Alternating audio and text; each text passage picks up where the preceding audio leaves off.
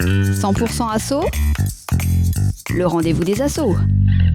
Et voici, on se retrouve pour la deuxième émission. Maxime, bonjour tout le monde. Bonjour Nicolas, bonjour tout le monde. Et on est toujours sur Transat FM pour l'émission 100% assaut. Et aujourd'hui, je crois, une émission un peu spéciale, consacrée. Donc, vous allez comprendre qu'on va parler de la jeunesse. Mais justement, la jeunesse, on est aussi avec deux jeunes qui sont à la régie. Donc, ce qui est Hubert et Camille. Camille qui vient de nous rejoindre il n'y a pas si longtemps que ça. Donc, la place aux jeunes, Maxime. C'est ça. On se sent vieux d'un coup. D'un seul coup, oui, on sent un peu plus vieux. Ou enfin, compte, ça allège la moins moyenne. jeune. Oui, c'est ça. Mais en tout cas, ça fait baisser la moyenne d'âge. C'est ça, tout à fait. Donc quelque part, on se rajeunit grâce aux jeunes. Donc c'est pas mal. Mais justement, la jeunesse, voilà, chacun a sa conception de la jeunesse. On est jeune quand, comment? Est-ce qu'à un moment donné, on n'est pas avant tout jeune dans sa tête aussi, C'est peut-être aussi un état d'esprit, c'est pas qu'une condition physiologique. C'est ça, espérons. Espérons qu'on va essayer de rester jeune et en tout cas, on va essayer de le maintenir au plus longtemps possible. Et on va parler de la jeunesse, mais quelle jeunesse, Maxime? Alors, on va se limiter à une tranche d'âge? C'est ça, on va se limiter aux 12-25 ans. Donc l'ensemble des sujets, des rubriques qui vont être traitées dans cette émission concerneront, alors pas obligatoirement des jeunes de 12 à 25 ans, mais ça peut être de 12 à 15 ans ou un peu plus vieux, quoi. Ouais, et tout au long de l'émission, du reste, on va accueillir des spécialistes de la jeunesse dans plusieurs corps de métier, que ce soit la formation, que la vie associative. On va aussi avoir des invités qui viennent de la métropole lilloise, je crois, c'est ça, Maxime? Tout à fait. Donc qui ont aussi un vécu et une expérience de la jeunesse, justement. Ça va être très intéressant. Tout de suite, on marque une petite pause après ce sommaire et on se retrouve justement avec l'actualité du mois qui sera consacrée aussi encore à la jeunesse sur une spéciale, asso spéciale jeunesse. C'est ça, 100% asso jeunesse. Voilà. She had that Camarillo Brillo flaming out along ahead. I mean her Mendocino Beano by where some bugs that made it red. She ruled the toads of these short forests and every newt in Idaho and every cricket who had chorus by the bush in Buffalo. She said she was a magic mama and she could throw a mean tarot and carried on without a comma that she was someone I should know.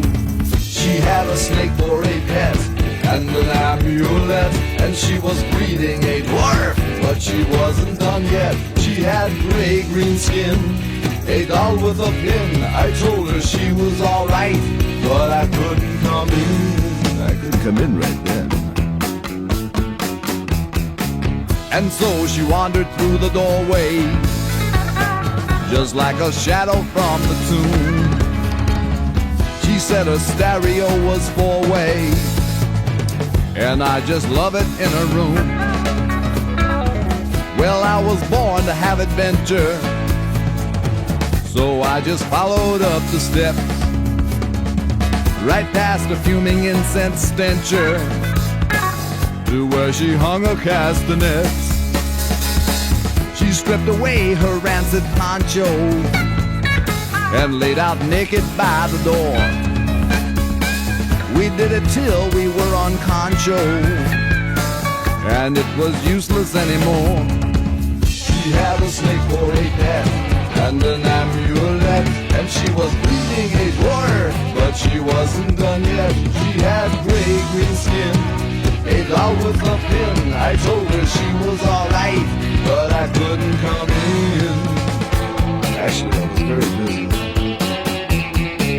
And so she wandered through the doorway, just like a shadow from the tomb.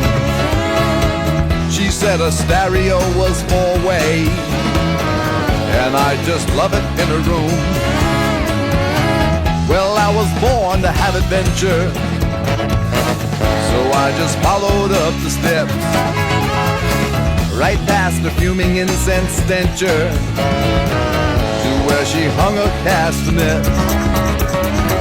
She said she was a magic mama, and she could throw a mean tarot, and carried on without a comma, that she was someone I should know.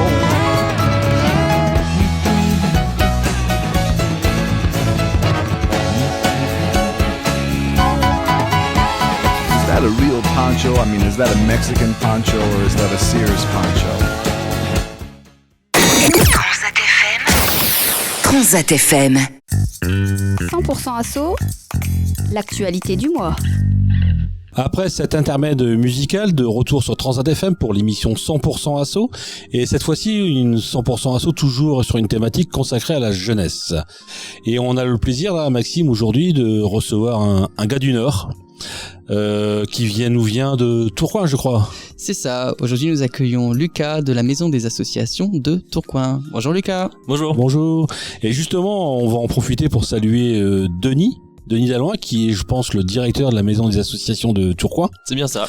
Et qui va, je crois, nous rejoindre dans une prochaine... Pour un autre projet. Pour un autre projet quelque aussi. Chose un peu, voilà. Une surprise qui arrivera dans quelques temps. Ouais. Donc on aura le plaisir de le retrouver. C'est ça. Alors, on va revenir vers Lucas. Lucas, vous êtes chargé de mission jeunesse à la Maison des Associations de Tourcoing. La Maison des Associations de Tourcoing donc est un accompagnateur de la vie associative, comme le DSU, Piva Plus, Guidasso, le nouveau réseau national qui arrive. Mais vous avez un volet qui est dédié exclusivement, particulièrement ciblant la jeunesse. Est-ce que vous pouvez nous en dire un peu plus ? Bien sûr, du coup depuis 2014, la Maison des Associations elle abrite un dispositif qui s'appelle la MDA Jeunes, qui du coup est un dispositif qui permet d'accompagner et de promouvoir l'engagement des jeunes de 12 à 25 ans. Alors pour vous raconter toute l'histoire de ce dispositif, ça vient de un constat. Ce constat, c'est celui que petit à petit le monde associatif a plus en plus de mal à se renouveler, et surtout dans les instances de gouvernance, les conseils d'administration, les bureaux. Et les administrateurs de la Maison des Associations en 2014 se posent cette question. Comment on fait pour amener des jeunes dans ces instances ? Et l'idée, qui est toujours la même maintenant, c'est de se dire que la jeunesse doit vivre une expérience réussie dès son plus jeune âge pour peut-être un autre moment de vie, parce qu'on sait que la jeunesse s'engage fort, on sait que les personnes qui du coup ont plus de 60 ans s'engagent aussi assez intensément, et il y a toute une partie de vie où les personnes avec la famille, le travail, du coup ont moins de temps, pas forcément général, mais ont moins de temps quand même pour s'engager. Et l'idée, c'est de se dire que si nous, on vient appuyer l'engagement des jeunes entre leurs 12 et 25 ans, alors qu'ils sont à côté de leurs études, ça leur permettra un autre moment de vie de pouvoir avoir plus confiance en eux et prendre des responsabilités au sein de conseils d'administration et de bureaux. Mais justement, on entend dire dans le commun des mortels que la jeunesse ne s'engage plus, que la jeunesse veut plus s'engager, que ça ne les intéresse pas, la vie associative, ils ont d'autres choses à faire. Ils préfèrent être sur leurs réseaux sociaux, on entend dire aussi mais c'est vrai ou c'est pas vrai, ou c'est une idée, ou ça se vérifie, vous, au niveau de la Maison des Associations de Tourcoing, que cette jeunesse ne s'investit pas, ou bien tout au contraire, la jeunesse veut s'investir, mais peut-être de manière différente? Alors c'est sûr que nous on va aller forcément contre cette grande idée que les jeunes ne s'engagent pas. Au sein de la MDA Jeunes, du coup, qui est un projet aussi qui réunit des associations dont les membres ont moins de 25 ans en majorité, on a 35 collectifs de toutes thématiques qui viennent s'engager. Et pour donner un deuxième point, si vous voulez avoir quelques lectures, l'INJEP, qui est l'Institut National de Jeunesse et d'Éducation Populaire, chaque année publie les chiffres de la jeunesse. Et par exemple, en 2018, il disait que 36% des jeunes se donnaient de leur temps dans des associations. Et là, la dernière étude, du coup, qui date de 2020, donnait 40%. Donc finalement, si on regarde les études, ça augmente. Donc non, cette grande idée que les jeunes ne s'engagent pas, elle est fausse. Elles s'engagent peut-être pas là où on les attend. L'idée, c'est que effectivement, si on commence à repenser au même système d'engagement qu'il y a 10, 20, 30, 40 ans, on serait surpris de l'engagement actuel des jeunes. C'est pour ça qu'il y a cette idée. C'est quelque chose de rassurant quelque part, Maxime. Ah, tout à fait. Donc on voit, pour faire comprendre, pour que les gens comprennent, donc c'est pas qu'il y a moins d'engagement, c'est que c'est un engagement qui est différent de celui qu'ont les aînés, on va dire. C'est ça, Après, dans le secteur associatif, ça se traduit du coup par aussi d'autres moyens d'agir. Mais aussi quand on parle d'engagement, c'est vrai qu'il y avait cette grande idée que les jeunes s'engageaient pour un projet de société, notamment peut-être dans des partis politiques et autres. Et là, par contre, c'est vrai que les chiffres montrent qu'il y a de moins en moins de jeunes qui sont sensibles à cette question-là, mais sur la question de l'action instantanée, sur la question de faire des actions sur une journée ou plusieurs, ou alors même prendre des responsabilités associatives. Là, c'est vrai qu'on voit plus de jeunes quand même. Donc, on parle beaucoup de sujets qui sont autour de l'association. L'association, c'est généralement un objet autour d'une cause commune, on va dire. Qu'est-ce qui symbolise, quelles thématiques sont celles qui vont davantage intéresser les jeunes? Est-ce que ce sont les mêmes que, comme je disais tout à l'heure, nos aînés? Ou est-ce que ce sont de nouvelles qui les touchent et qui leur donnent envie de s'engager? Ouais, et est-ce que aussi quelque part ça colle à des problématiques de société? Parce que des nouvelles problématiques, est-ce que quelque part les jeunes vont s'en emparer? Comme peut-être un jour nos aînés qui ont été plus jeunes se sont emparés aussi de ces thématiques-là, et quelque part la vie associative s'empare aussi des questions sociétales importantes. Si on doit regarder ce que dit l'INJEP, c'est le sport et la culture qui restent du coup les thèmes favoris d'engagement des jeunes. Après, via notre prisme du coup de la MDA Jeunes, qui est juste une manière de regarder l'engagement, nous on voit que l'environnement et tout l'intérêt sur la transition écologique, c'est un vrai phénomène et c'est vraiment une question sur l'envie d'agir.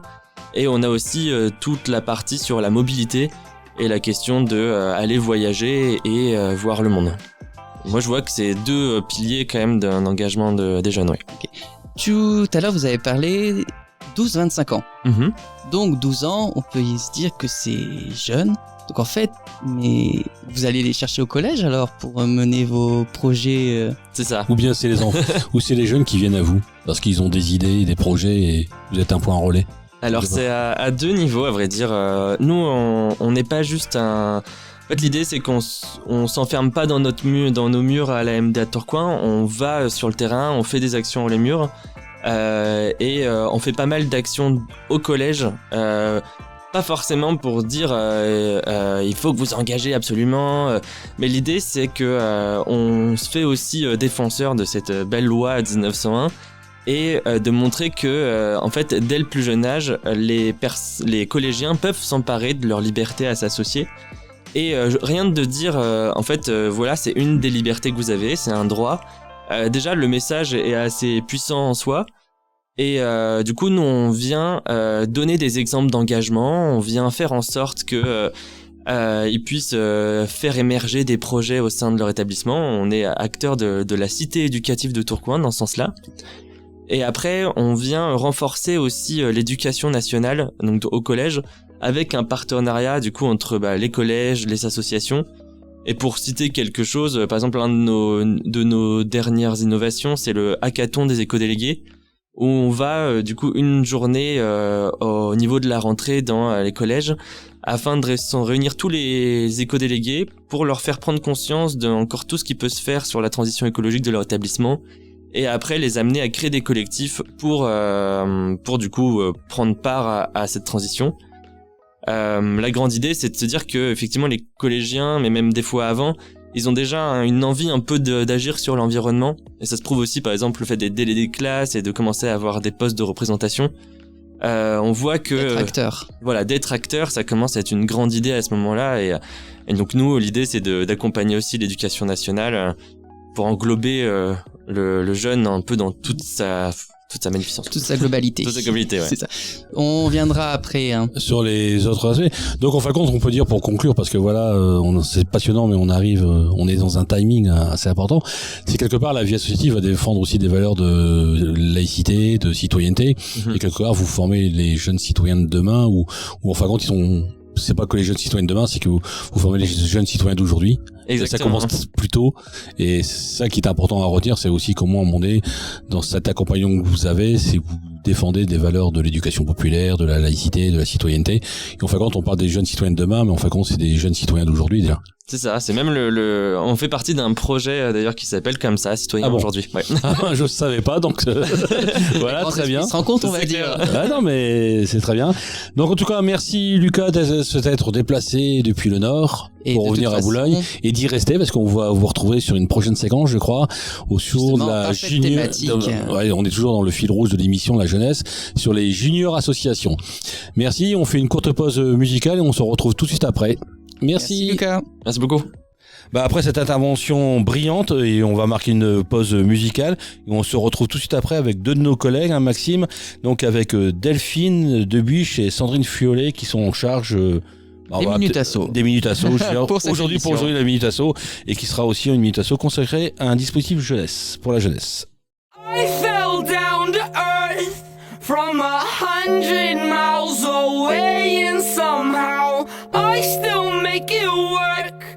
But it's overrated and somehow played out. 3 doors down so you can't ignore it. I'll hunt you down like a Tyrannosaurus. My teeth are sharp like a great white shark. Let me taste that flesh, it's my favorite part. Got an eagle beak with the ostrich feet. 7 spider eyes for every day of the week. Means I'm still at work and while your bitch ass sleeps, I'm an alien among the human beings. I fell down to earth from 100 miles away, and somehow I still make it work. But it's overrated and somehow played out.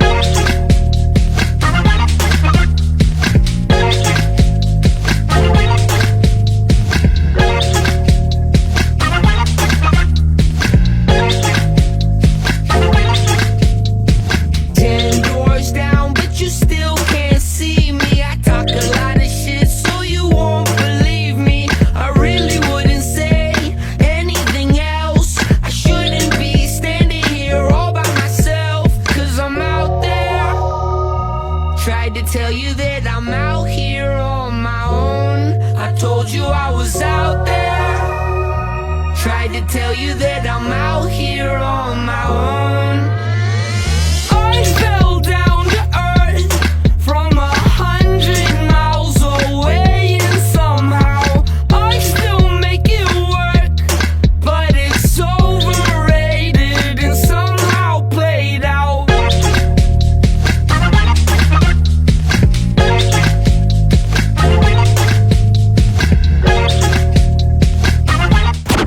Transat FM.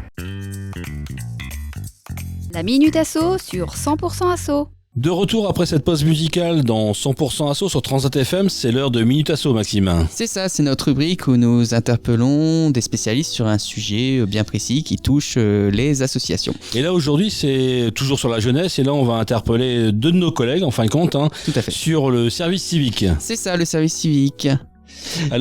Vas-y, On va Maxime, je te laisse présenter, présenter. Bah, voilà.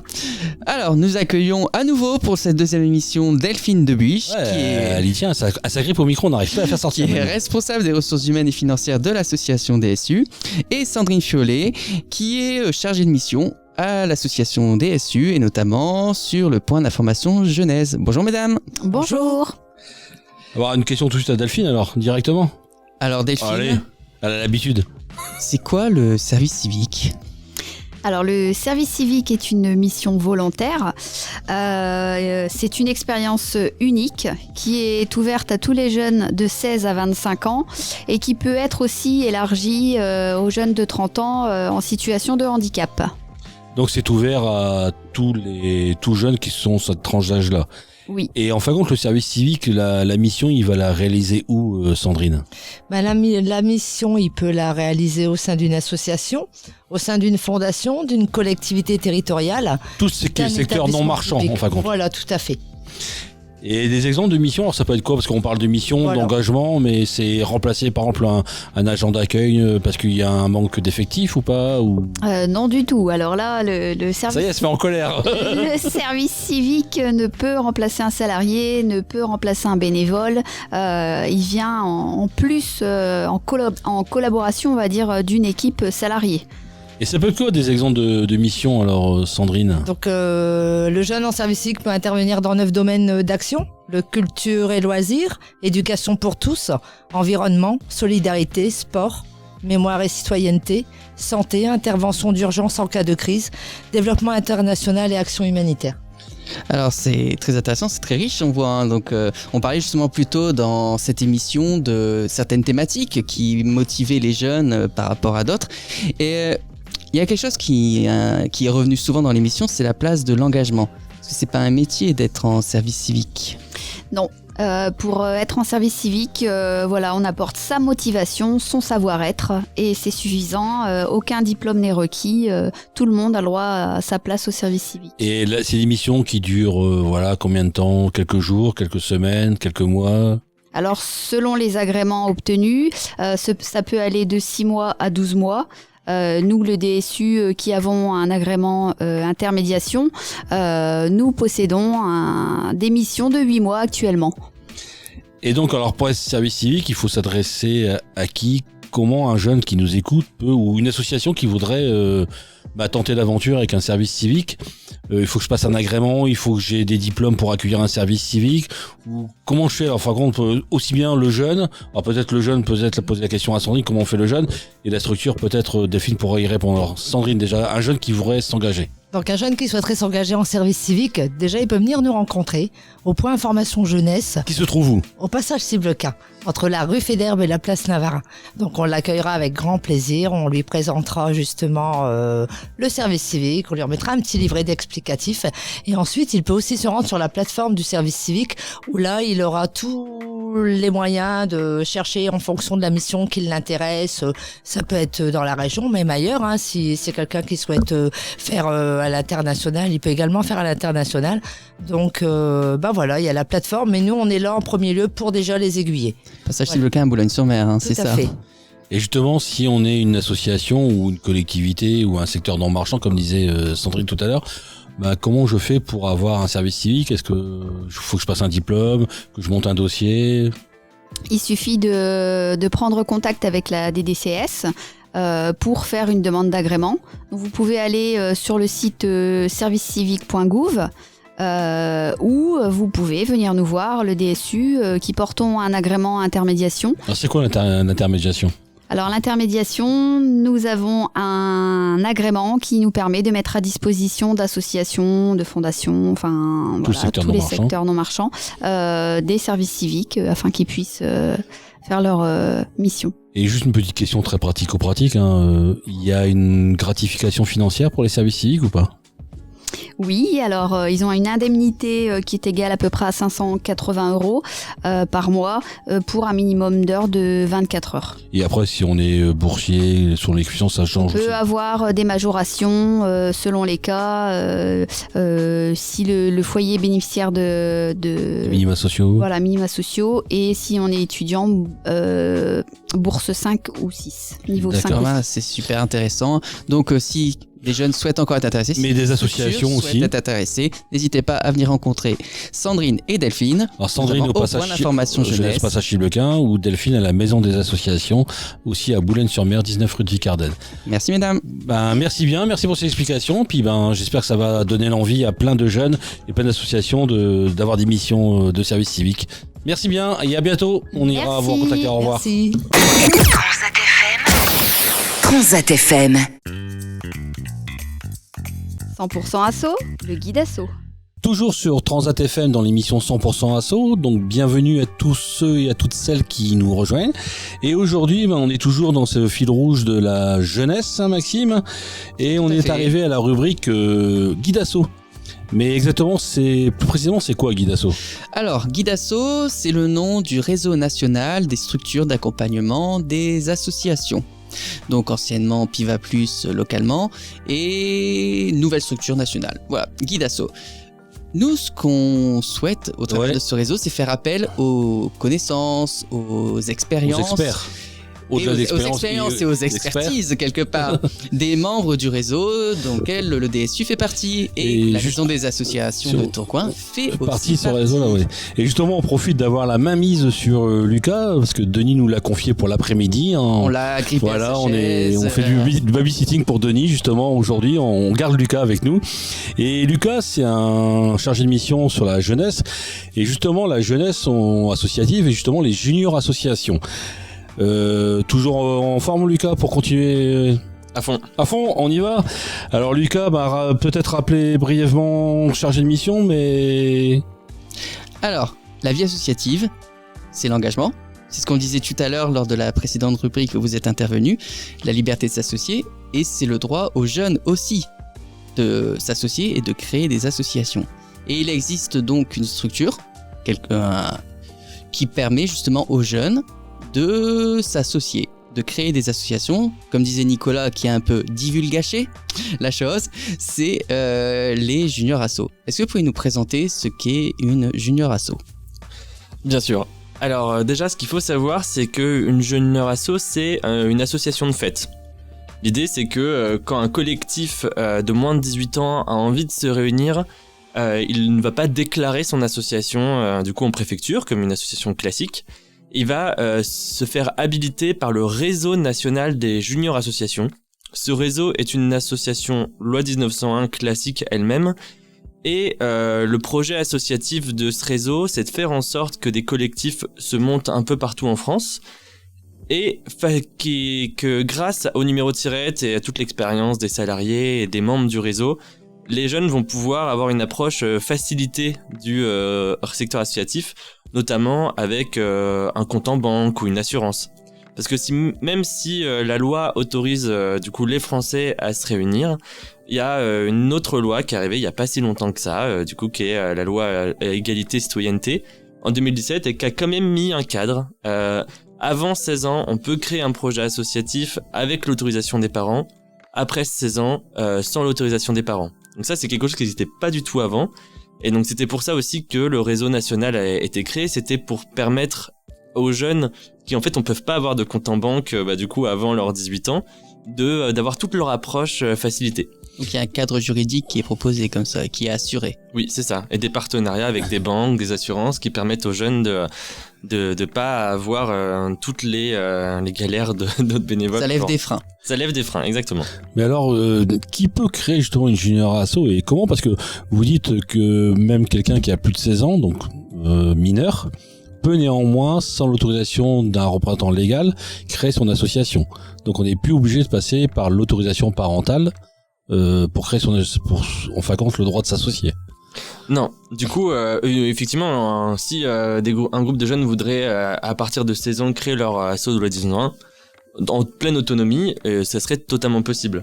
Mais c'est vrai que la junior association permet d'avoir, une approche, du coup, facilitée, comme je le disais. Et pour les conditions, en fait, comme la loi 1901, il faut être 2 minimum. Il faut que la moitié des membres de la JA aient moins de 18 ans. Il faut élire 2 représentants minimum dans la junior association. Et il faut avoir un fonctionnement démocratique. Et la petite chose qui est assez sympa avec les junior assos, c'est que les jeunes peuvent, s'ils le souhaitent, avoir 1 ou 2 accompagnateurs qui du coup est là pour faire en sorte de mettre la lumière sur certains éléments qui permettent de faciliter les choses pour l'agir. Mais on peut commencer à quel âge ? Quelqu'un qui a 6-7 ans on pourrait très bien imaginer une junior asso avec des enfants qui ont 6 ans, 7 ans. Alors c'est plus 12 ans si je me trompe pas, c'est 12-18 ans les JA. Et après il existe aussi d'autres dispositifs, notamment les associations temporaires d'enfants citoyens, qui du coup là est géré par l'asso Les Francas, qui du coup donne un peu plus de soutien là pour l'enfance. D'accord, donc en fin de compte c'est ouvert à tous et à toutes, donc ce qui est bien. Et en général les thématiques quand ces juniors associations, on pourrait imaginer que c'est uniquement sur du loisir ou pas. C'est quoi en fin de compte qui unissent ou qui fédèrent ces jeunes autour de quel projet, de quelles valeurs ils défendent ? Alors, ça serait assez dur de les dire parce que les jeunes s'engagent vraiment dans vraiment pas mal de thèmes. En 2019, c'était 1117 junior associations en France, donc c'est quand même vraiment pas mal.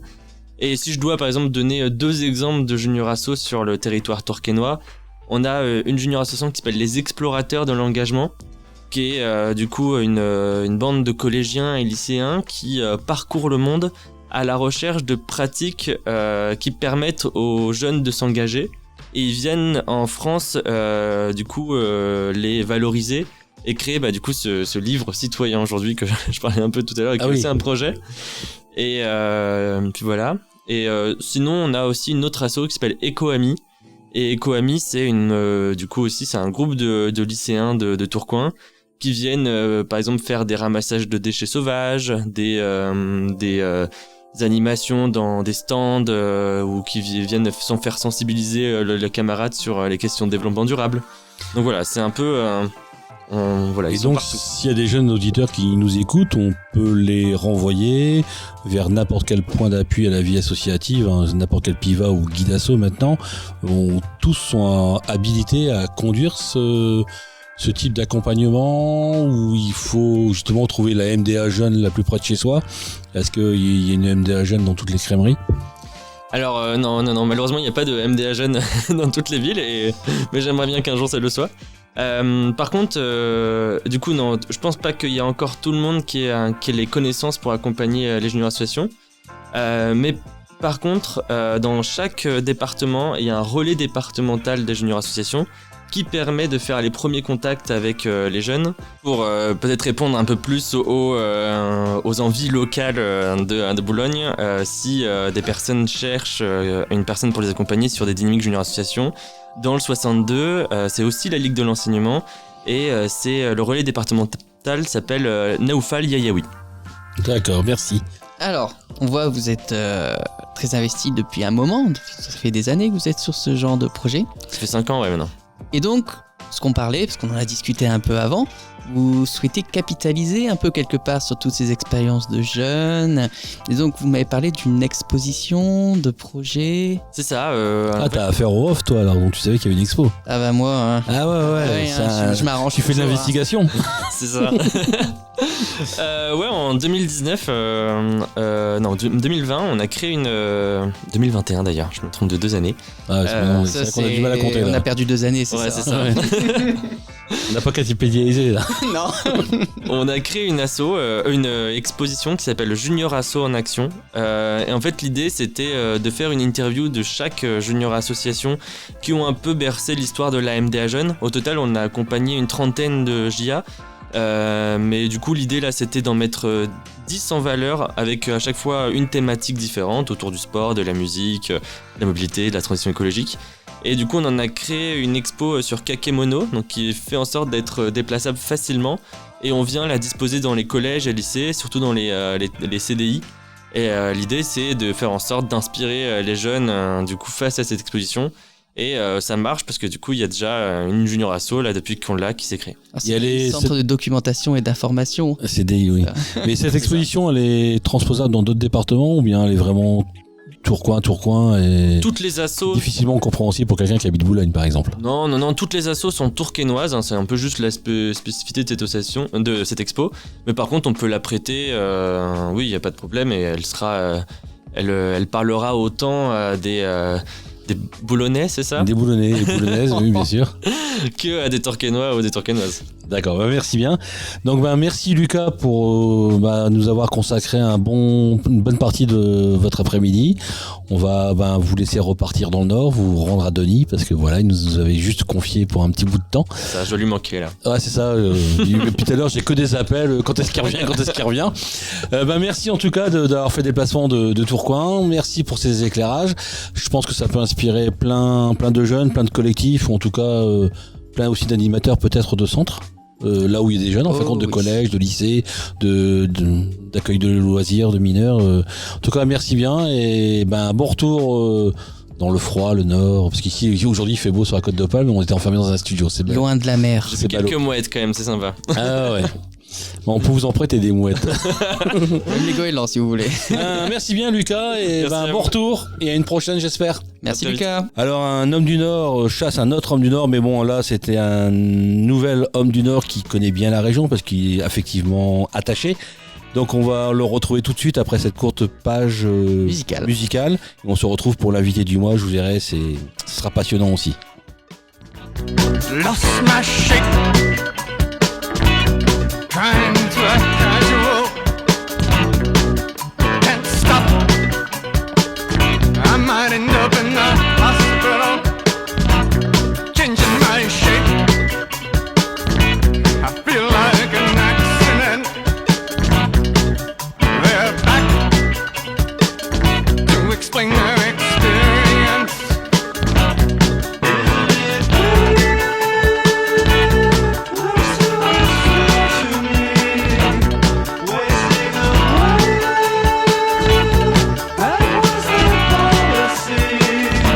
I'm ready to lay. I push the facts in front of me. Facts lost. Facts are never they seem to me. Nothing there. No information left of any kind. Lifting my head. Looking for the danger signs. There was a line, there was a formula, sharp as a knife,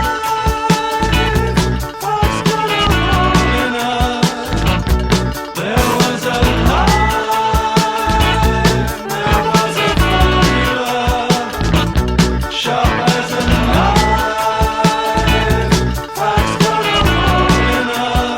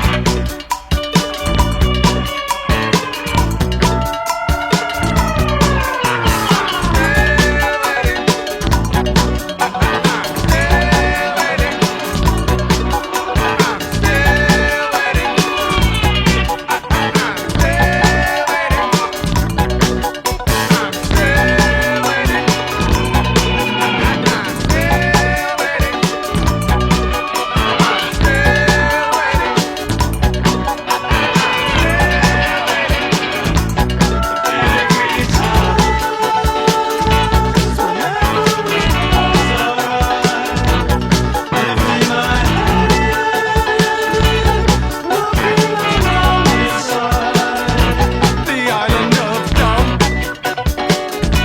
It's like a taste of medicine. Working by hindsight. Got the message from the oxygen. I'm making a list. Find a coffee opportunity. Doing it right. Facts are useful in emergencies.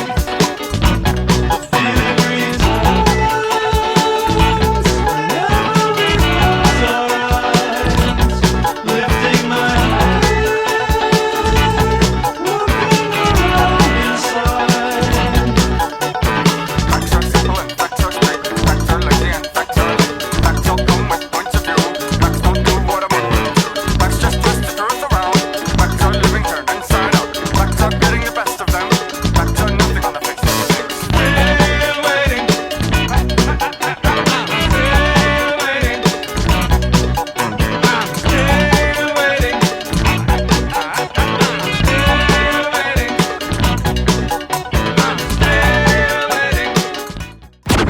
Transat FM. L'invité de 100% Asso.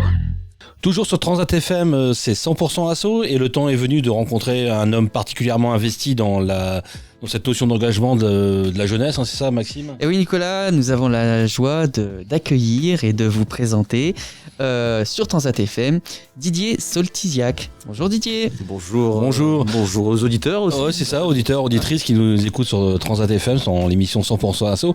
Alors Didier, pour faire brièvement votre carte de visite, hein, on va essayer de bref parce que je pense qu'elle est longue, mais on va s'intéresser à ce qui nous intéresse aujourd'hui.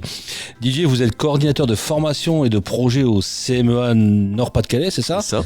Alors les CMEA, c'est les centres Centre d'entraînement aux méthodes d'éducation active. donc, qui forment plein de futurs animateurs, animatrices, voilà.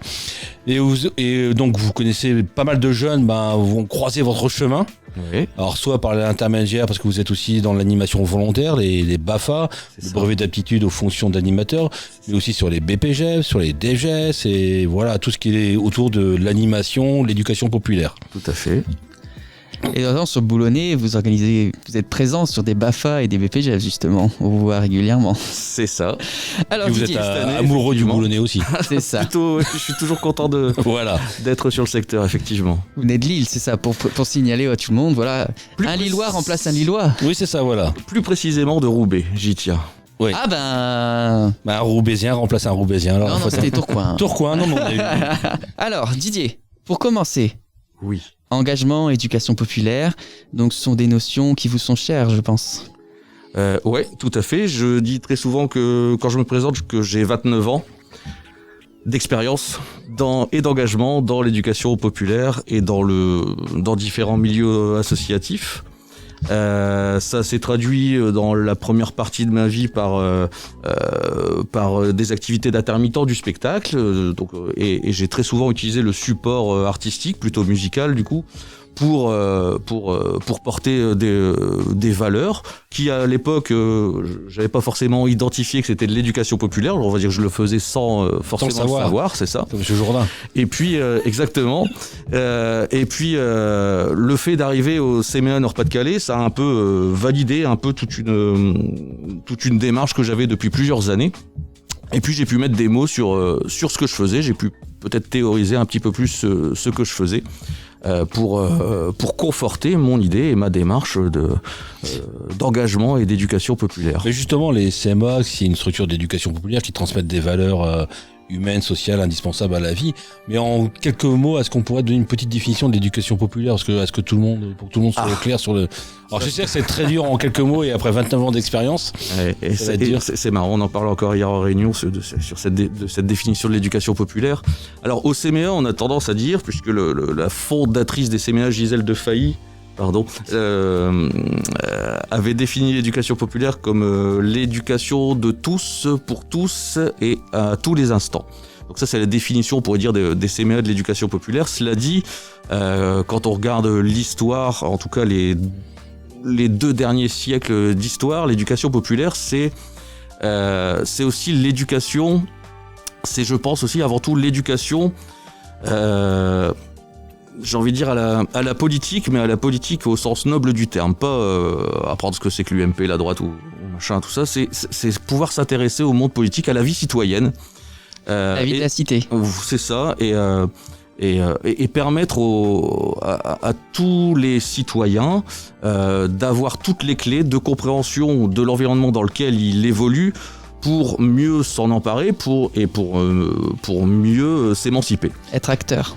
Être acteur et ne pas tomber dans la pensée unique, à réussir à développer l'esprit critique et le libre arbitre. Et justement, c'est cette rencontre entre l'éducation populaire, un mouvement, une pensée, et la jeunesse, c'est des choses qui matchent bien, où il y a aussi tout un apprentissage à faire. Comment on transmet ces valeurs que vous avez pu dire là, juste à l'instant, autour de la jeunesse? Alors, tout dépend à travers quelle formation, sur une formation d'animation volontaire ou sur une formation d'animation professionnelle où forcément on a beaucoup plus de temps. Ils sont parfois assez surpris effectivement quand on explique que passer son BAFA c'est un engagement citoyen, c'est un engagement politique, hein, c'est ce qu'on leur dit en formation, mais encore une fois dans le sens noble du terme. C'est vrai qu'ils sont souvent assez surpris de se dire ah bah oui je vais avoir un rôle dans la construction des citoyens de demain. C'est assez souvent surprenant pour eux, mais en discutant tout au long de la semaine, ils comprennent de plus en plus qui vont influencer les enfants d'aujourd'hui, qui seront les adultes de demain. Il y a un terme qu'on retrouve beaucoup en ce moment, c'est valeurs. Ouais. Donc c'est la transmission de valeurs aussi. Alors, on n'est pas dans la transmission de valeurs, on est plutôt dans la transmission de, on va les accompagner à forger leurs propres valeurs. Voilà. Moi, j'aime pas, on a un titre de formateur, j'aime pas trop ce titre de formateur, moi je préfère qu'on nous appelle formeur, parce qu'en aucun cas je souhaite formater les gens, Oui. et je préférerais les former. De toute façon, vous les accompagnez dans leur démarche. Exactement. Exactement. Vous faites des facilitateurs de possible, leur permettre de... Ouais, c'est ça. Et la difficulté, peut-être dans cette démarche, c'est de réussir à avoir une neutralité, parce qu'on surtout pas, on n'est pas là pour influencer les gens. On n'est pas des influenceurs de pensée. Justement, au contraire, on va plutôt se battre contre les grands influenceurs de pensée, et essayer de donner les clés de compréhension pour faire que les gens comprennent d'eux-mêmes que peut-être qu'ils sont influencés par ça et par ça. Et on est juste là pour ça. Et les jeunes sont assez réceptifs à ça, enfin, quand si on les accompagne, c'est des choses qu'ils connaissaient, ils avaient la notion, ou un peu comme vous disiez tout à l'heure, j'en fais sans le savoir. Et est-ce qu'eux, à un moment donné, étaient aussi des passeurs de valeurs, sans forcément le savoir, et comment ils conscientisent la chose pendant la formation? Alors, il y en a qui vont très vite le comprendre, il y en a pour qui le processus sera nettement plus long. On a tendance à dire très souvent que nous, on sème des graines, et puis on verra ce qui pousse. Peut-être que ça pousse, peut-être que ça pousse pas. On essaie d'arroser, on met de l'engrais, sur ces jours de formation, on met beaucoup d'engrais.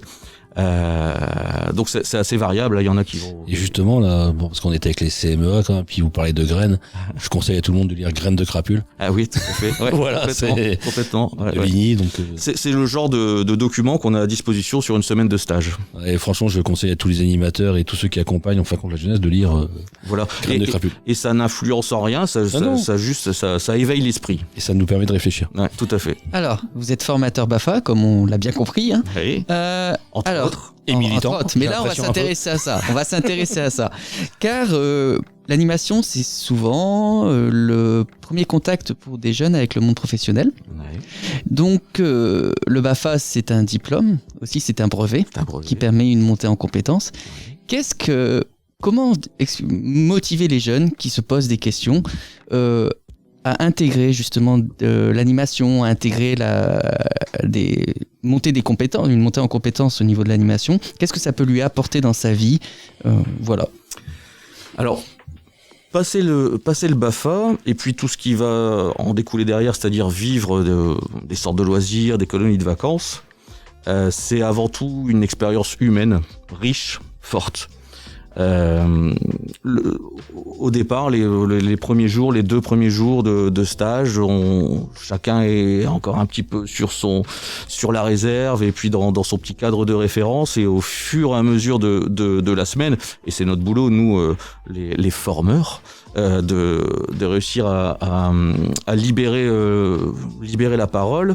Et à la fin des stages, j'ai rarement vu des jeunes déçus de leur stage. Bien au contraire, ils ont bien saisi cette notion d'aventure humaine, et c'est dur de se séparer au bout de la semaine.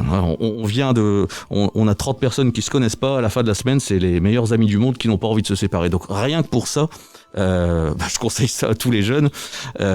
C'est des moments très forts. Moi-même, j'ai passé mon BAFA à 17 ans. Je pense qu'il n'y a pas une journée où je me remémore pas un moment de mon stage BAFA. Et de retrouver les copains aussi. Alors, pas forcément, parce qu'on va se perdre. On va se perdre de vue. Aussi, mais bien sûr, c'est des souvenirs, et c'est ça qui construit l'être humain de toute façon. Donc le premier argument, c'est ça, au-delà du job d'été qui est sympa, où ça fera gagner un peu de pognon, et tout le monde est content. Mais c'est le deuxième effet en fin de compte.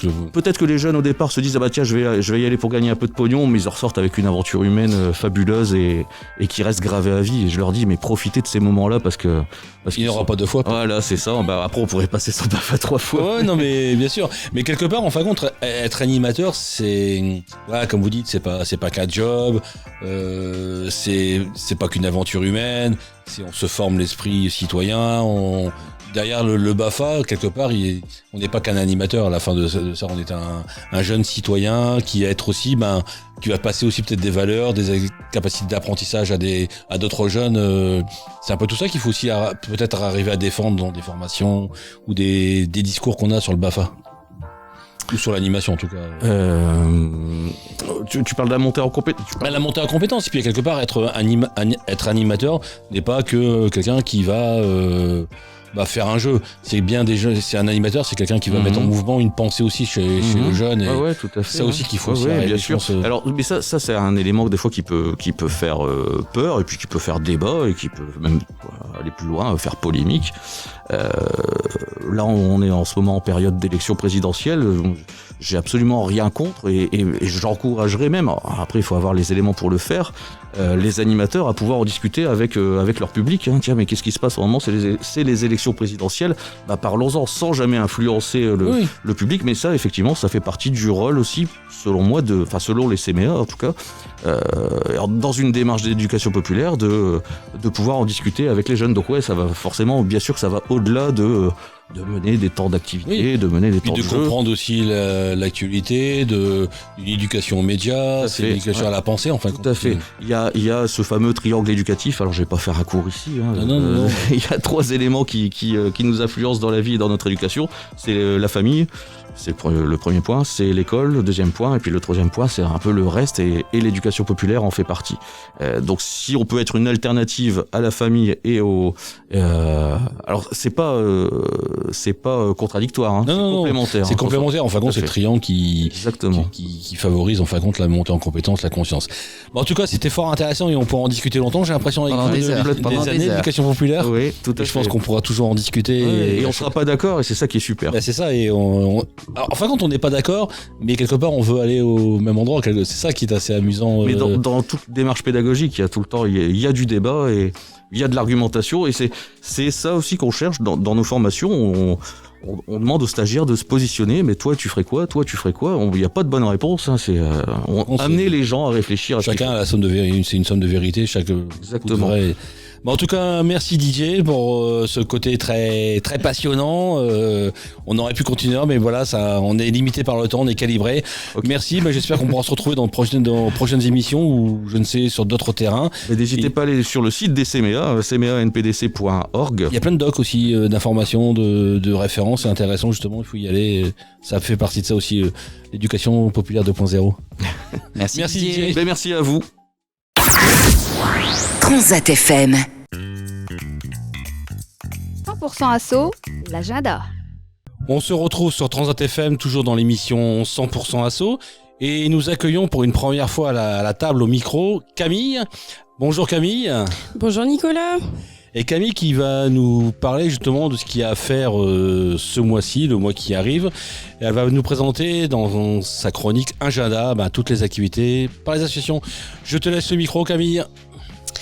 Alors, pour le 1er mai, il y a 2 choix de randonnée. Une à Écueil de 14 km qui est organisée par l'association Sacodo. Il donne rendez-vous à l'église d'Écueil à 5h. Et pour les contacter par téléphone au 03 21 87 64 80. Et l'autre randonnée, elle est proposée par l'association Amis des Sentiers pour une randonnée pédestre de 13 km. Pour les contacter, c'est le 06 70 09 70 85. Et pour finir avec les randonnées, la dernière se passe à Saint-Inglevert. Elle est organisée par l'association du site Saint-Inglevert le 10 et 17 mai. C'est une randonnée de 22 km. Pour les contacter, c'est le 06 63 49 83 70. Pour le 2 mai, nous avons l'association Entre les Lignes qui propose une séance de yoga des yeux. La réservation se fait au 06 18 71 21 37. Et on dit un petit bonjour à Capucine Clepton, justement, de Entre les Lignes. Vous pouvez aussi visiter le fort de la Crèche les lundis 9, 16 et 23 mai, les jeudis 12 et 19 mai et les samedis 7, 14 et 28 mai. Il y a aussi le fort d'Ambleteuse les lundis 1, 8, 15, 22, 29, tous les lundis du mois et le jeudi 26. Il y a aussi une brocante le 1er mai à Saint-Martin-Boulogne de 8h à 17h30 rue Général Mangrin. Et une autre brocante le 8 mai à Saint-Étienne-au-Mont de 7h à 18h à l'école Sainte-Thérèse. Voilà Nicolas pour l'agenda du mois de mai. Eh ben, ça fait des journées bien remplies si on veut faire beaucoup de sport. J'ai vu sur la randonnée. Mais voilà, profitons du beau temps, chaussons nos baskets et allons-y gaiement. Bah, merci Camille pour cette première, c'était parfait. Je vois pas pourquoi ce stress inutile là. Et on retrouvera Camille le mois prochain aussi pour une autre rubrique agenda. Et on remercie aussi, l'émission se termine, donc on remercie aussi Transat FM de nous avoir prêté ses ondes, ouvert ses ondes. On remercie aussi les gens qui nous ont écoutés parce que c'est aussi sympathique de savoir qu'il y a des gens qui nous écoutent. Et on remercie bien sûr Hubert à la technique et on se dit à bientôt. Et au revoir Maxime et on se retrouve bientôt. À bientôt. Et ben voilà, ça y est, notre émission 100% Asso sur Transat FM touche à sa fin. Bien sûr, Maxime, il faut toujours une fin quasiment à tout. Toute bonne chose. Hein. Toute bonne chose. Bon, après, c'est le plaisir de se retrouver encore le mois prochain sur une prochaine thématique que nous sommes en train de préparer. Ou toujours avec des invités, des gens de terrain, d'expérience. Toujours de nombreux invités, d'horizons différents, d'expériences différentes pour toujours apporter le plus d'informations, de renseignements, de contenu. Et justement, je pense qu'on compte aussi sur les auditeurs pour nous apporter du contenu s'ils le désirent. Toujours. Alors, n'oubliez pas l'adresse mail contact@asso-dsu.fr pour nous faire parvenir les informations que vous souhaitez que nous communiquions, notamment dans la rubrique agenda, donc tous vos événements, vos projets, vos actions, mais aussi les thématiques que vous souhaitez que nous abordions au futur. Dans toutes les futures émissions et n'hésitez pas à nous faire part de vos retours. Et justement pour ça, il y a une seule adresse et unique adresse, c'est contact au singulier @asso-dsu.fr. Alors je précise le tiret du 6 par l'underscore. Et je tenais à te remercier Maxime pour être encore présent sur cette deuxième émission. Je souhaitais aussi remercier Hubert à la technique et notre jeune padawan Camille qui vient d'intégrer la structure en tant que service civique qui permet aussi fournir l'émission en qualité et en information. Concrètement, on parle de jeunesse, mais ce sont bien des jeunes qui sont aussi derrière l'émission. Alors c'est les jeunes qui sont assis, les vieux qui sont debout quand même.